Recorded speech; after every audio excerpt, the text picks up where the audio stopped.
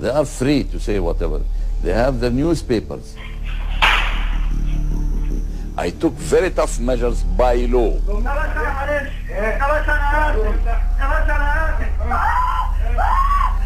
I'm not controlling the political parts in our country.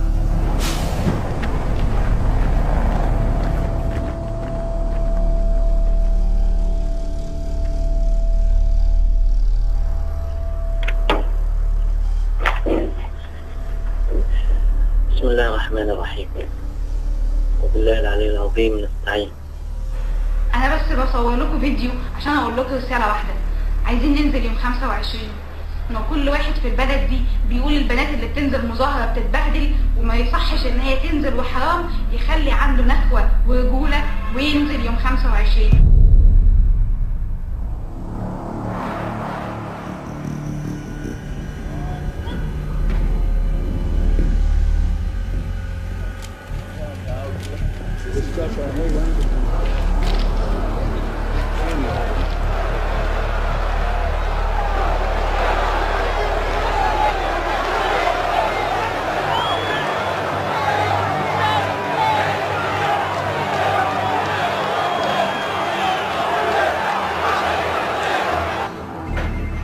What's that thing with the coup? What's the code? Do you remember?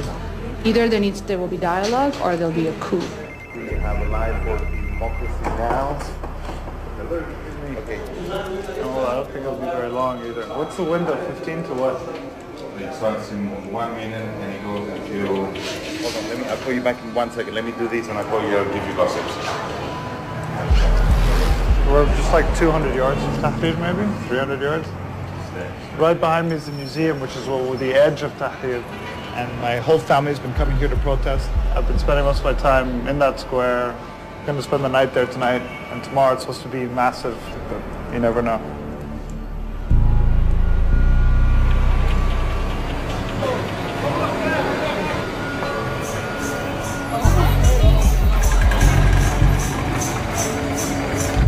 It's a tense moment, but also one that people are hopeful for.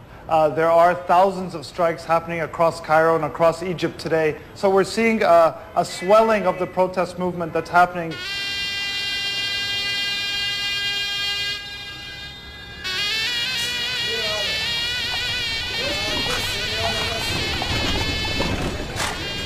اختي شاي اعملها ونعمله لك بس انت عاوز تعملها هو يجي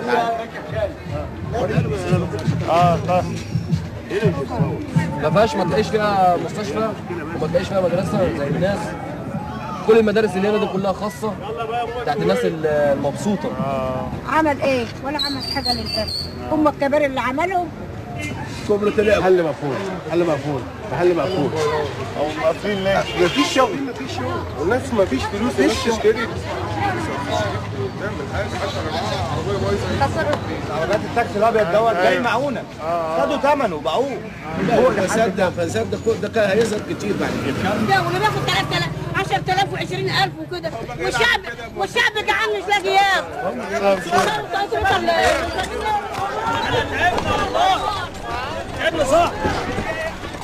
كلنا مخنوقين بقالنا كام سنه وانفجرنا مره واحده.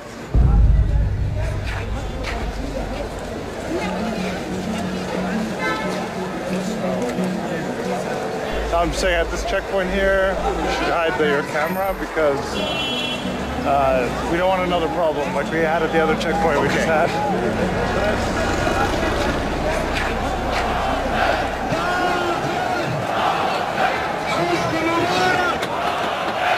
All right, welcome to Tahrir.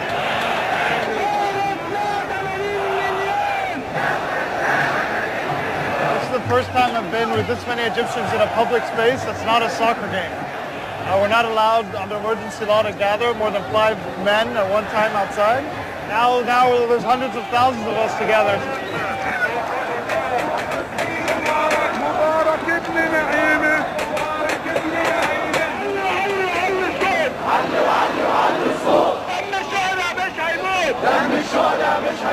قاعد 30 سنة في الحكم مش عارف ان اللي حواليه بيسرقوا البلد.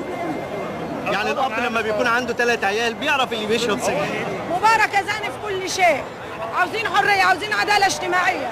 عنده عيال كلها في قلب الشيخ وبالشمال يا الساحل الشمالي، واحنا مش لاقيين ناكل، حرام. ودي يعني عشان الشعب. شعب يريد صابر النظام، شعب يريد صابر النظام، شعب يريد صابر النظام.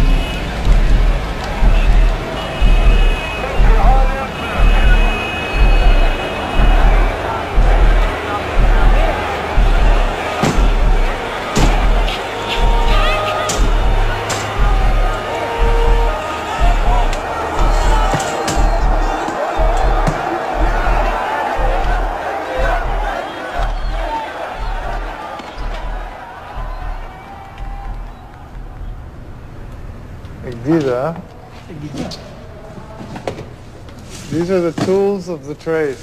ده العالم بقى اللي شارك في معاهدة التحرير ومعاهدة التحرير. Alright, so now we're going up to my uncle's apartment. My uncle's a journalist, a writer, leading opposition protester, and a member of the Muslim Brotherhood. And that's my grandfather, Ahsan Abdul Quddus. He's a very famous author and writer, journalist. And you'll see there's paintings of my grandfather all over this house. He started off as a journalist and became famous for exposing these corrupt arms deals by the king and the British government, and he was jailed. But he continued as a journalist for many years. He was jailed by Abdel Nasser. I have a picture of my uncle. This is the picture that helped start the revolution. He's being dragged away by 5 plainclothes police officers. It was distributed all over the internet, on Facebook. It was everywhere. حلم معاهم ان انا الاول كنت دايما اقليه، بل كنت احيانا كان الناس بتضحك عليا وبتضحك تقول لي شوف واقف ازاي النقابه. لكن انا طلع ان موقفي هو الصح في النهايه، الشعب انضم لنا.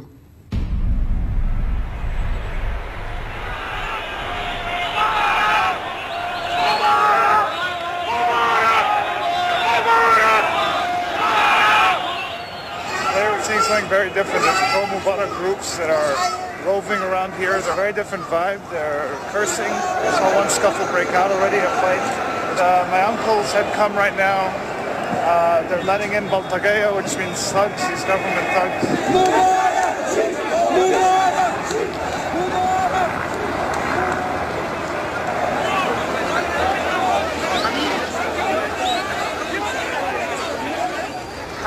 بعد اللي بعد مبارك اتفضل واحد ضربت فممكن هم يعملوا هجوم عام، يعني يعملوا هجوم عام على البلطجيه ومعاهم العصيان وكده. البلطجيه دول يحاولوا يضربونا بس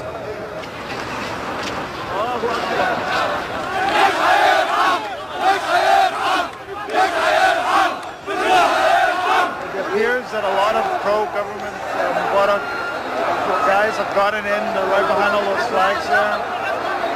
People are saying beatings are going to start. It's not good.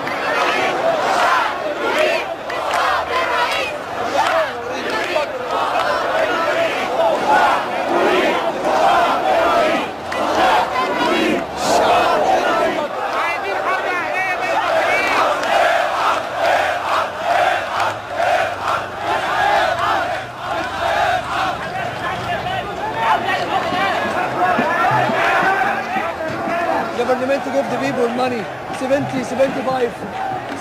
bucks to say yes to Mubarak. Okay? And now they will make war between us. And those criminals will kill us here.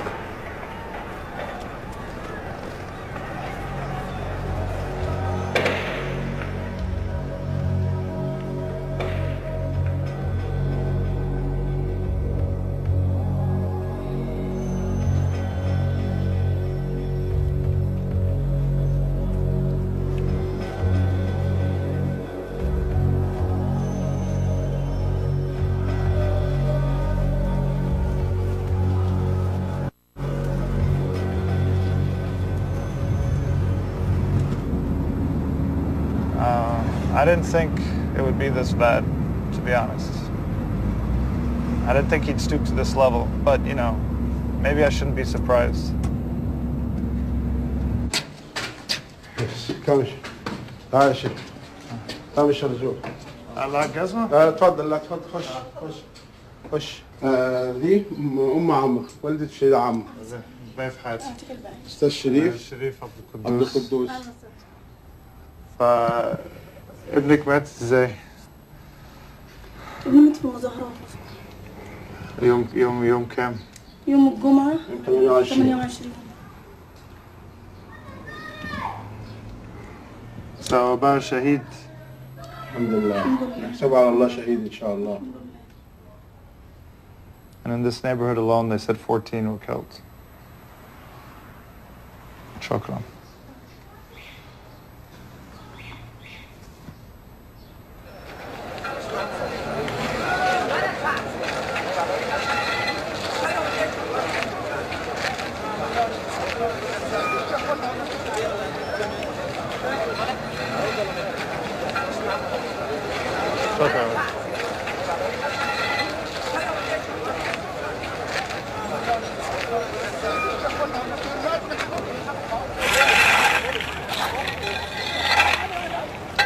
There are many rocks in the ground here. It's a battle zone. A lot of the sidewalks have been broken up to use as rocks. Here they formed makeshift barricades with burnt out cars. They're continuing to build them. They're building shields.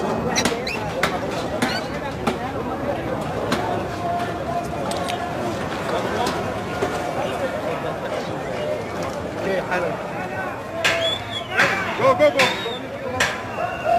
I don't know, whenever they bang, they say it's an alarm.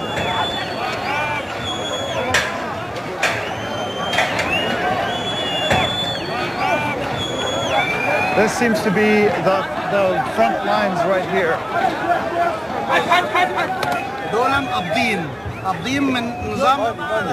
He's saying that these people have been paid money to be here. On the right. A rock just came flying right at us, hit the barricade right next to us.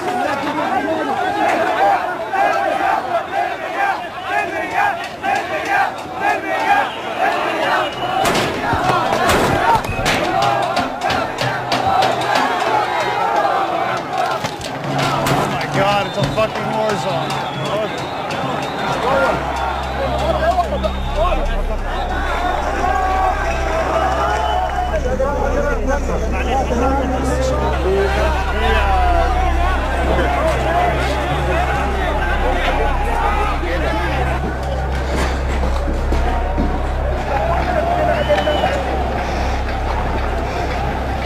We can see people throwing rocks on either side. There's the sound of gunfire in the air. The military has fired shots. The army is stationed in tanks just at the foot of the bridge.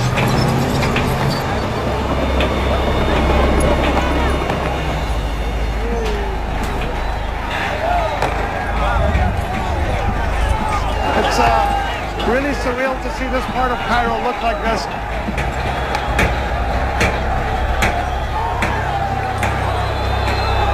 The Mubarak forces seem to be pulling back. They're running back. People are cheering. They're cheering as they retreat.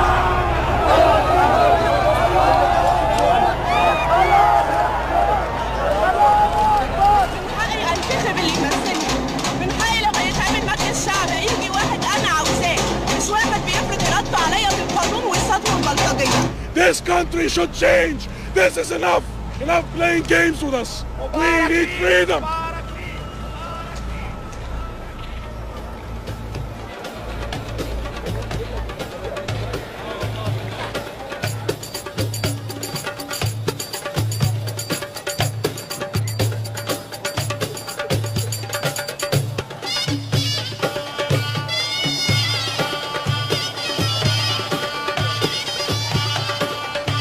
الشباب ولادنا قدروا دلوقتي يعملوا اللي احنا عجزنا عنه وما قدرناش نعمله.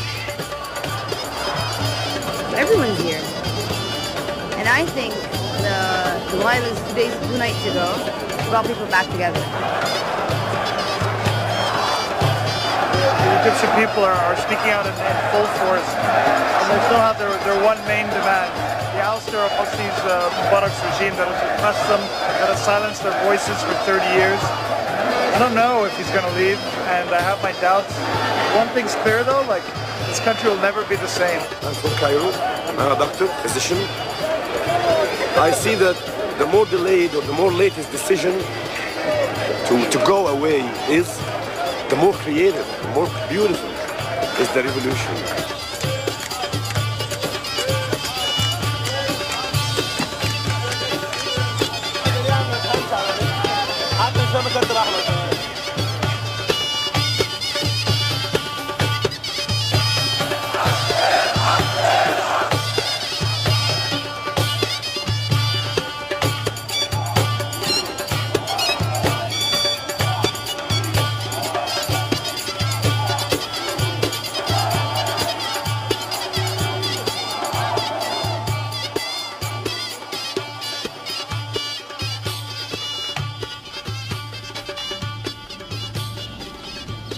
Right down there, it's Tahrir Square. This is happening right in the heart of downtown Cairo. It's not out in some village somewhere in the desert. So let's go upstairs, see my mom and my grandmother. They're just up here. This is my building. I was scared for the people. I didn't want anybody to get killed. Yeah. Because they were all young people demonstrating. There was Karim Ramadan and everyone was in the streets. Everybody was there. Moody was there. I told Moody I wanted to go, and he told me, no, you're not going. Because I think he knew this, so they're gonna, be a bit aggressive, the police. السلام عليكم. وعليكم السلام. انت مش فاكرني طبعا. احمد. لا فاكرك. فاكرك؟ فريش سكول. ازيك؟ باجي هنا في عندي حس كده. رحت التحرير، انا كنت في التحرير كل يوم. امال ايه؟ التحرير كله بيتين هناك؟ رحت وقعدت اوكي ما وقعدت هناك كتير. مع السلامه في البيت. مع السلامه. خلينا نشوفك ان شاء الله. لما تيجي مصر بقى نشوفك. اكيد اكيد. شدوا حيلكم. ماشي خلينا على الله. سلام. السلام عليكم. انا كنت في المدرسه دي زمان بالبريطانيه. بس بنصور عشان بنعمل فيلم. It's not allowed to take up pictures. Saying stop it. That sort of happens all the time in Egypt. Just guys telling you you can't do something. But that's why people are in the streets right now fighting to change it.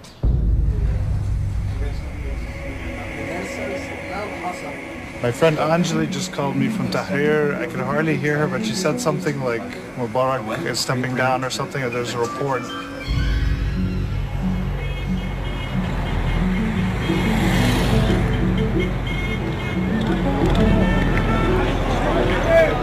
My cousin just texted me, he said it's unclear what's going on. He said the crowd is going nuts. الجيش مجتمع مع الناس. بيقول لك الجيش عامل دايما بيقول لك انا مع الشعب كل ما غلط. بص بقى المجتمعين.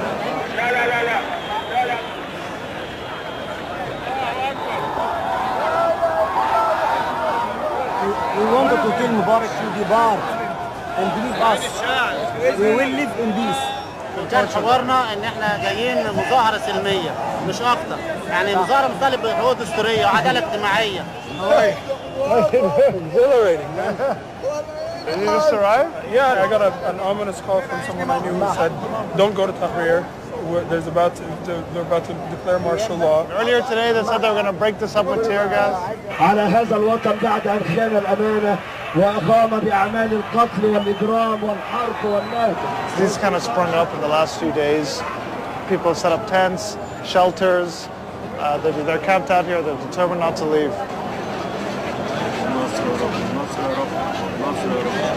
تتكلم انجليزي ولا عربي؟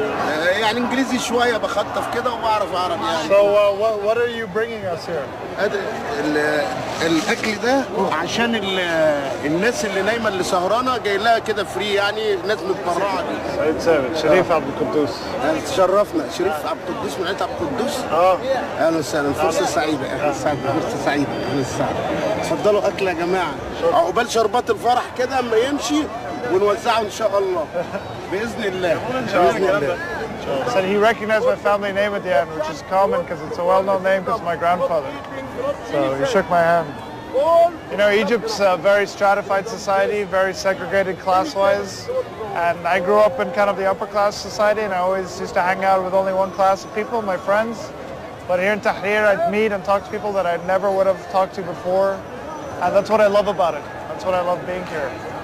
It gives you a vision of kind of a new country, which is what everybody feels, I think.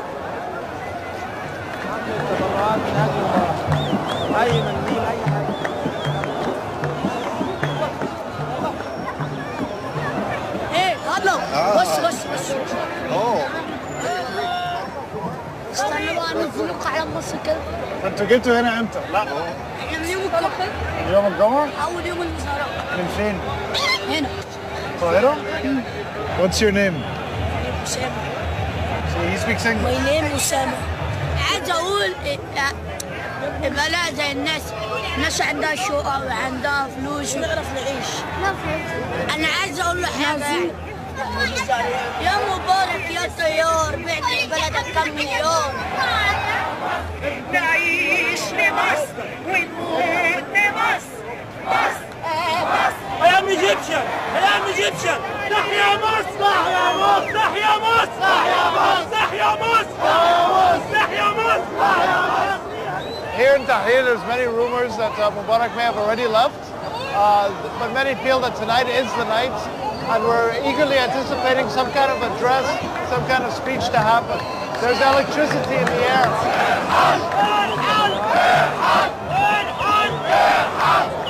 Do you think he'll leave tonight? Maybe no.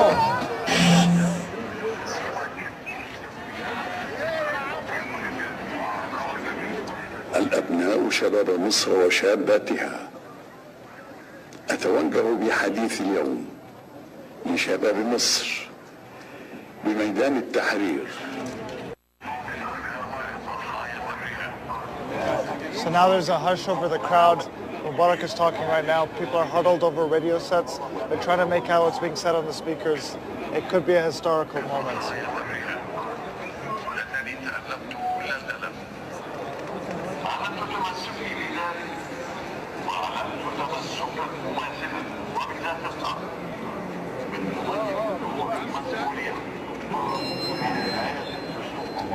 He's not stepping down.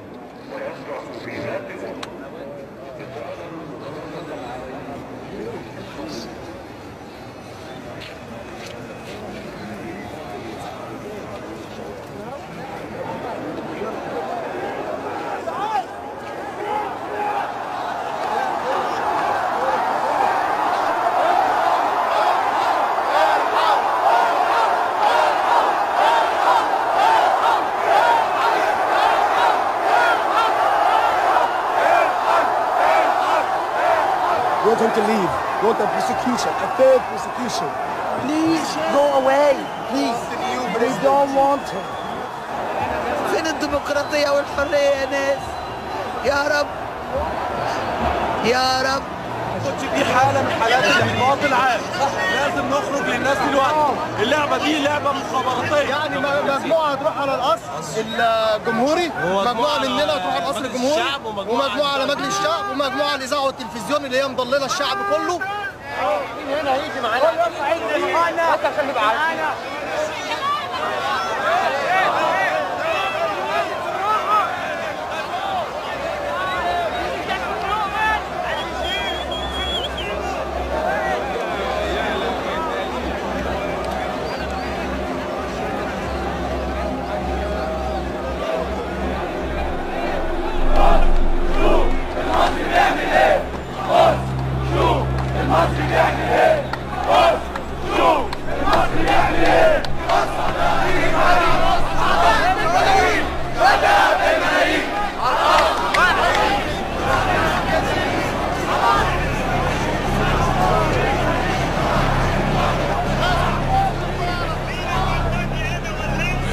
I would have thought they would be revolutionaries.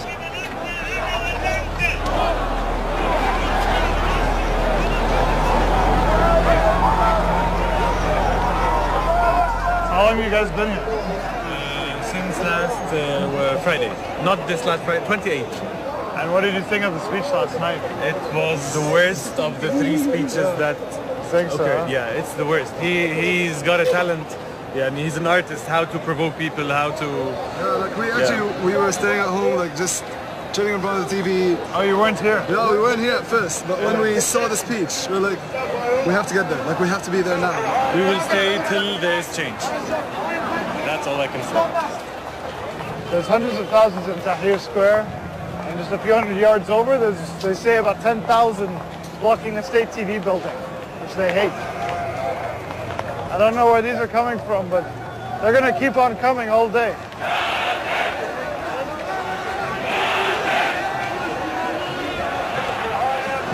The protesters from Tahrir marched on here last night. They never had this space before. They were deterred by those army tanks there, but they came yesterday after Mubarak's speech, and they claimed it, and they're not leaving.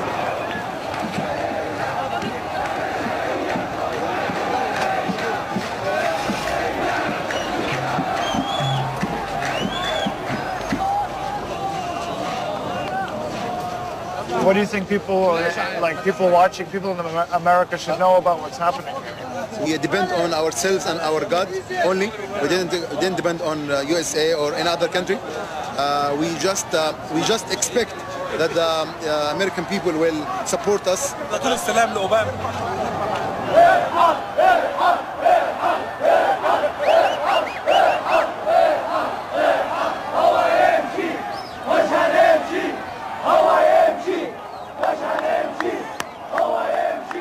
في هذه الظروف العصيبة التي تمر بها البلاد، قرر الرئيس محمد حسني مبارك تخليه عن منصب رئيس الجمهورية.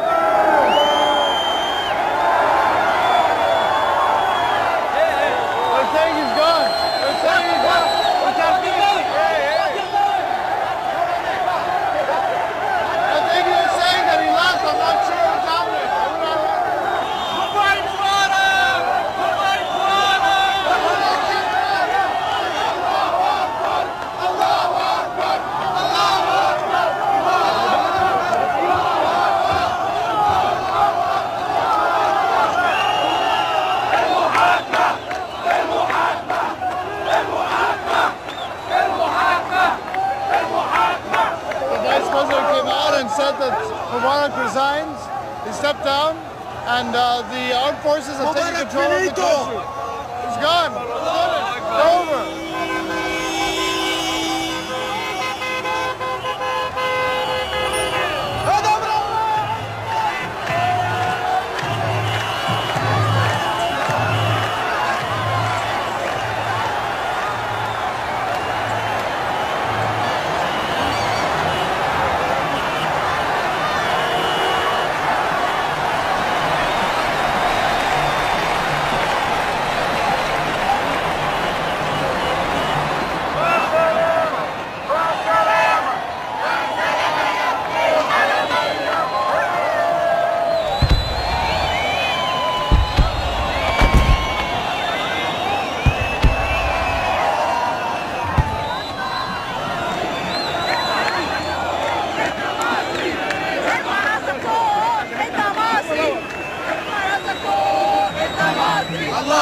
وحده أسقط النظام الله وحده أسقط النظام. There's some of the Muslim Brotherhood. They're saying Allah by himself toppled the regime. But we did it.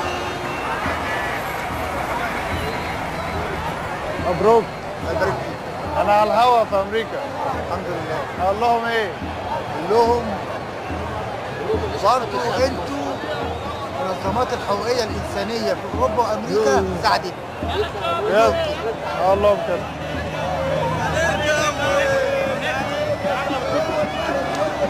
It's an indescribable moment. It's just hard to convey. You know, 3 weeks ago, I would never have imagined that this was possible, and it was done, by peacefully. It was done by everybody, and it was one of the most amazing popular revolts, I think, in modern times. And Egypt is free. That's what people keep chanting now. And one of the chants that they're saying is "Irfa rasak inta Masri," which means you're Egyptian. Lift your head up. You're Egyptian. And we're proud to be here today, and everyone's proud to be Egyptian today. And I think everyone who fights for democracy and fights for freedom is Egyptian today and stands with us. But anyway, I'm surrounded by a crowd of people right now. But it's unbelievable to be here.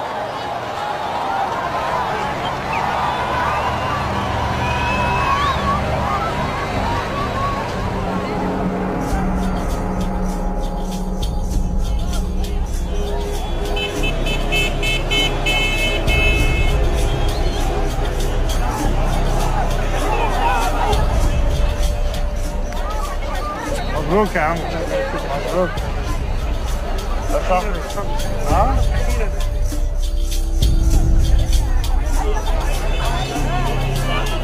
So apparently the armed forces said the entire cabinet, Mubarak's cabinet, is staying in place.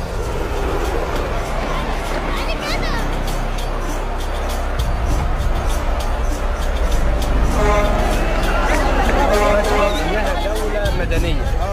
قيادة الجيش تلقي بيان بين الدولة دولة مدنية وإن السلطة انتقالية.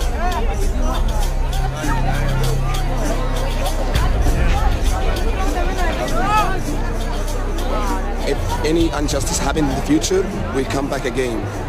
Because each president will come in the future must know that the Egyptian people have great awareness now and they will never stop again. We will always go forward.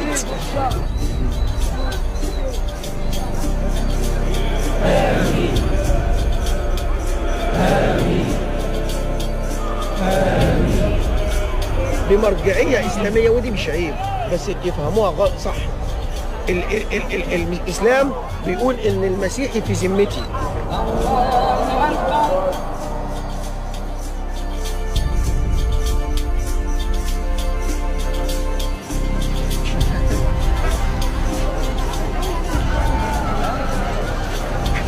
مصر كلها كده، بس عايز اقول ان دي بدايه، يعني هو الامر ليس بالسهل، يعني في صعوبات كثيره وفي انقسامات ممكن تحدث. الشعب كسب. مش انا اللي كسبت، مصر كلها اللي كسبت.